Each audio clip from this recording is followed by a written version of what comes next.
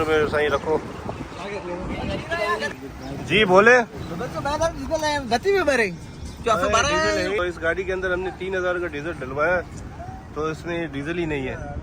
तो डीजल डालो। साईं तुम कहाँ जा रहे हो? साईं मेरे साथ बैठ रहे, अब्बा लोग गैंग बैठ रही है, बदमाश गैंग है ये। किसी को गोली बोली नहीं मारना, ठीक है ना अब्बा लोग गैंग? ठीक है, किसी को गोली बोली नहीं मारना, ठीक है ना? रपेटर अपना वाह भाई। नहीं बॉस कहाँ बैठेगा? एसी में बैठेगा। गोली बोली नहीं चलाना, ठीक है ना? कोई आए डाले वाला फॉर्चूनर वाला कोई आ जाए, कोशिश करे, कोई करोला वाला आ जाए, कोई गाली वाली नहीं देना, चलो गाड़ी चलाना, ठीक है ना?